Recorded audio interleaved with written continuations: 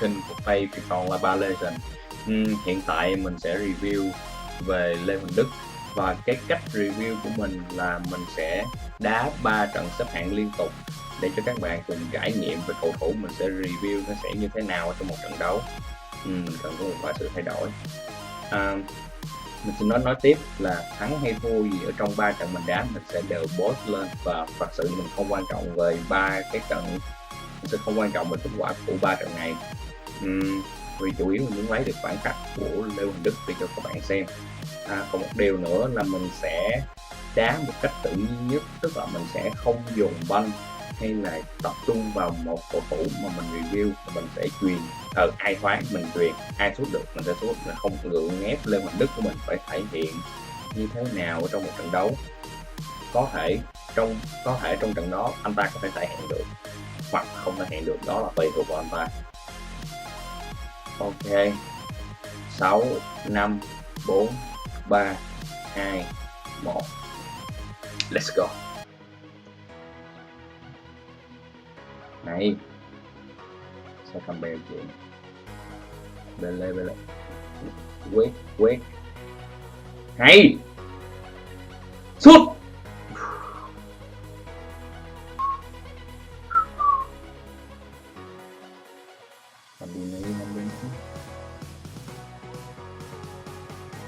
No. Nha, điều mình rất là bực mình khi mà mình đã cho Huỳnh Đức đá ST mà nó vẫn lùi về.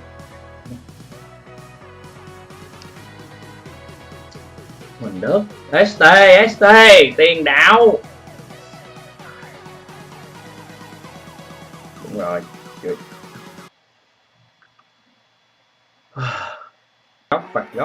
góc từ từ. Oh, Josh Square. Good job. Bàn thắng đầu tiên. Ok, kết thúc hiệp 1.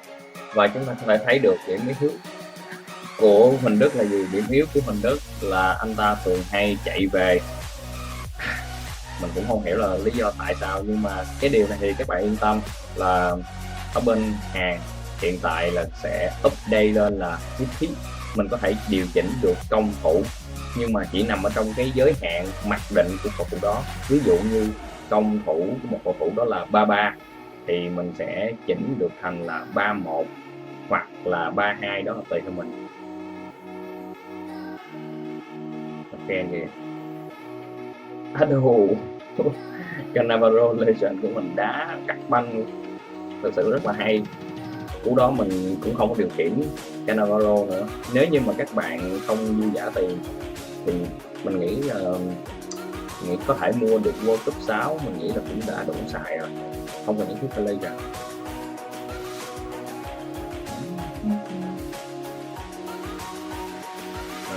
Bele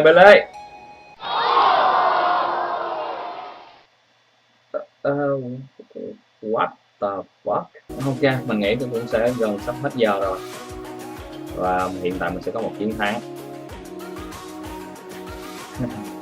Ok, hiện tại mình sẽ tiếp tục trận thứ 2 để mà review về Lê Huỳnh Đức. Ở trong trận thứ nhất á, thì mình cảm thấy Lê Huỳnh Đức tốc độ, tăng tốc, thể lực, về sức mạnh thì mình không bàn tới, bởi vì sức mạnh của Lê Huỳnh Đức mình chỉ cảm thấy là chỉ số nó cũng rất là ảo, tại vì mình chưa có lấy được những cái pha nào mà thể hiện được sức mạnh của Lê Huỳnh Đức thôi. Thực sự mình thấy Lê Huỳnh Đức cũng không phải là quá mạnh như chỉ số như là các bạn tưởng đâu. Còn về khuyết điểm ở trong trận thứ nhất mà mình thấy được ở Lê Huỳnh Đức đó là Lê Huỳnh Đức của mình hay lừa các phòng thủ, cũng không hiểu lý do là tại sao, nhưng mà chắc là Lê Huỳnh Đức cảm thấy phòng thủ của mình vẫn còn quá yếu hay là sao đó, nên anh ta vẫn chưa yên tâm, anh ta muốn kim luôn phòng thủ, có phải là như vậy.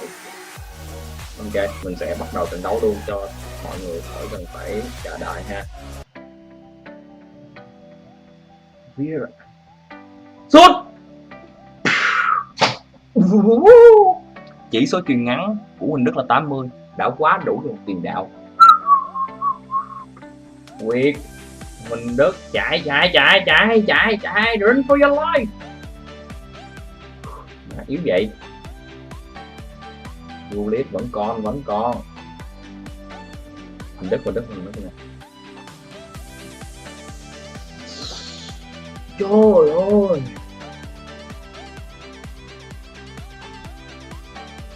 sao nó qua được vậy? Rồi Campbell bắt nó coi, đẩy nó hút nó chích mày. Chuyện nghĩ xe ok.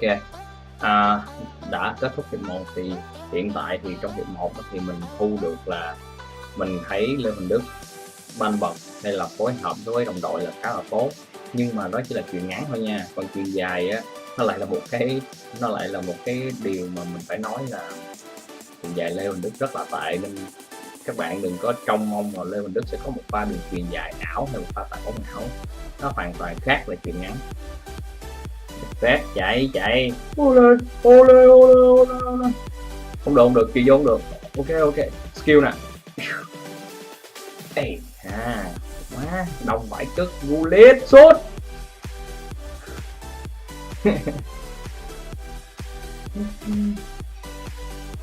Má tìm lên đông vải cất. No hay quá. Van der Sar bình tĩnh không sao vẫn còn.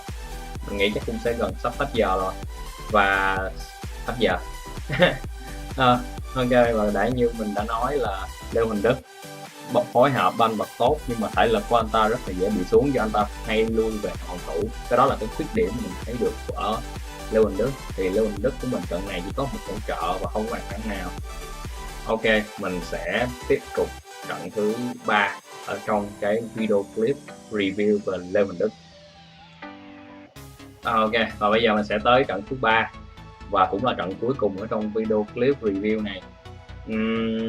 Hiện tại thì mình vẫn chưa có được một bàn thắng nào từ Lê Huỳnh Đức.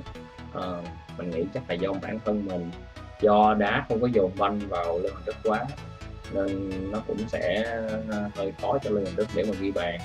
Nhưng mà không sao, trận thứ 3 biết đâu mình sẽ ghi bàn được. Mình thay một vài vị trí nữa. Để coi team bên kia xài 4-1-4. Ok.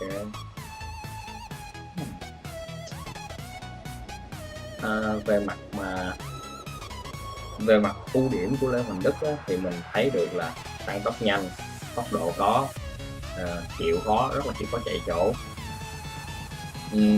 truyền banh bật ổn, nhưng mà chỉ có điều là anh ta hơi hay lùi về thôi. Cái đó là mình cảm thấy khuyết điểm của anh ta. Còn hiện tại mình vẫn chưa thấy được cái khuyết điểm gì nữa.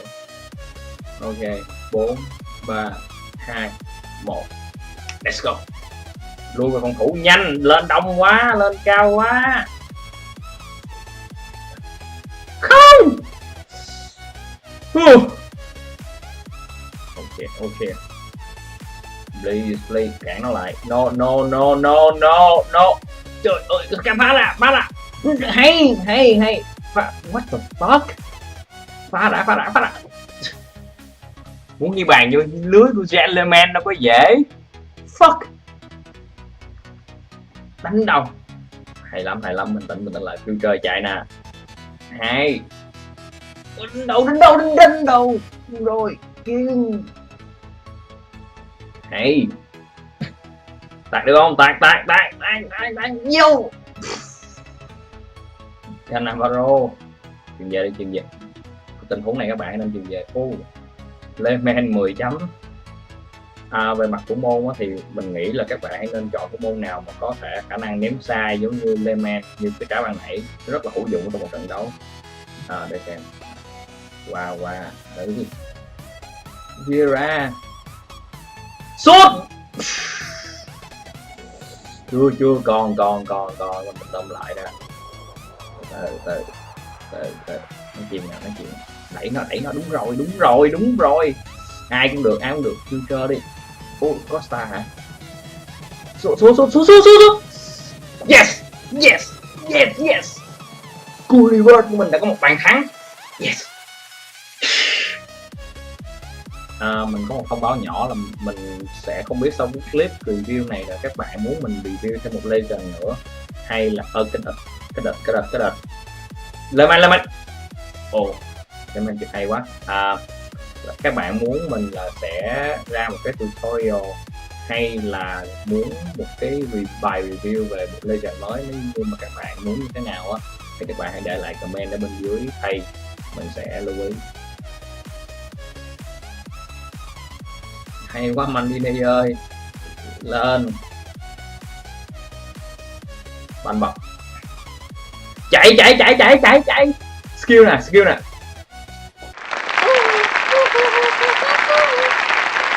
Và cuối cùng Lê Quỳnh Đức của mình đã có một bàn thắng ở trong clip review về Lê Quỳnh Đức. Ôi lạy chúa, đá mãi 3 trận, cái trận thứ 3 mới có được bàn thắng. Không sao, bắt bài được.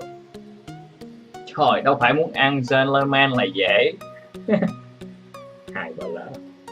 Lên nè, Gulliver, chạy nhanh lên, chạy. Đúng rồi. Ở dưới. Trời ơi, sao lại không vào? Hay. Ok. Lê Huỳnh Đức ghi bàn nè, chuyên nè.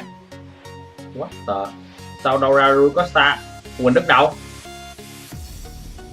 What the fuck, Lê Huỳnh Đức đứng đâu vậy? Mình cũng không hiểu nổi nữa, bó tay. 90 phút rồi, hết giờ đi. Mình nghĩ mình sẽ có một chiến thắng ở trận cuối cùng này với tỷ số là 3-0, và mình sẽ đưa ra nhận xét chung vào cuối clip để mình xem điểm của Lê Huỳnh Đức là bao nhiêu. 7.2 rất là cao. Và sau đây là kết luận của mình, thì mình thấy là ưu điểm của Lê Huỳnh Đức là dứt điểm hay, tăng tốc có, tốc độ nhanh. Các bạn sẽ thấy được cái cuối clip là cái trận thứ 3 của mình là mình đã có một pha ban bật để giúp cho Lê Huỳnh Đức có một bàn thắng đầu tiên ở trong video clip review của mình. Chọn vị trí và chạy chỗ của Lê Huỳnh Đức tương đối là rất là ổn. Mình cảm thấy Lê Huỳnh Đức chạy chỗ rất là khôn, và đặc biệt là Lê Huỳnh Đức rất là phù hợp với lối đá ban bật. Nếu như bạn nào thích lối đá ban bật, hãy mua và sử dụng Lê Huỳnh Đức ngay bây giờ. Có thể sẽ rất là khó tìm, nhưng mà mình bảo đảm xài Lê Huỳnh Đức rất có cảm hứng để ban bật. Về mặt khuyết điểm thì mình tìm ra được 3 khuyết điểm chính. Là thứ nhất, điểm đầu tiên là hay lùi về của Lê Huỳnh Đức. Lùi về là sao? Lùi về tức là hay lùi về hàng phòng thủ. Thật sự tiền đạo đâu có cần nhất thiết phải lùi về sâu như vậy. Và nếu như mà vì do cái xu hướng hay lùi về của hàng phòng thủ nên làm cho thể lực của Lê Huỳnh Đức tầm mình đá khoảng chừng tới phút 70 là lúc đó là Lê Huỳnh Đức đuối rồi, không còn sức để mà đá được nữa. Mà mình lại không muốn thay ra, tại vì mình đang làm review về một đó. Về đá ST thì mình cảm thấy Lê Huỳnh Đức đá ST hay có xu hướng dạt cánh sang hai bên và chuyền dài, và cái khả năng chuyền dài và tạt cánh của Lê Huỳnh Đức tương đối, mình nghĩ không phải là tương đối tốt đâu, mà là rất là tệ. Bởi vì chỉ số của anh ta, mình có thể là nói là do chỉ số thấp, nhưng mà thật sự rất là tệ. Anh ta chỉ có thể là chuyền ngắn là hay do chỉ số là 81, phản ánh đúng với lại những gì mà Lê Huỳnh Đức thể hiện ở trên sân. Còn về sức mạnh của Lê Huỳnh Đức thì mình sẽ không bàn gì nhiều, tại vì ở engine mới này sẽ do có những sự tác động tương tác vật lý với nhau. Giả sử như mình cầm drop 3 thì sẽ có những tình huống mình vẫn bị mất banh hay là bị đẩy như bình thường, nên thành ra mình nghĩ về chỉ số sức mạnh nó chỉ nằm ở trong một cái khoảng nhất định nào đó thôi.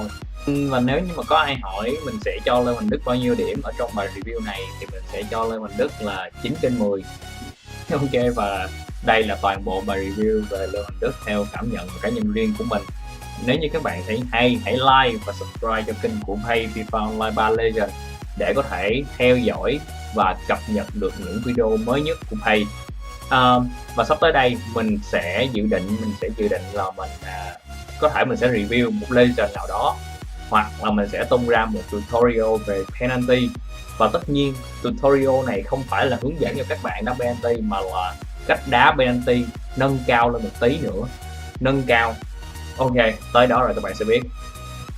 Xin chào và hẹn gặp lại.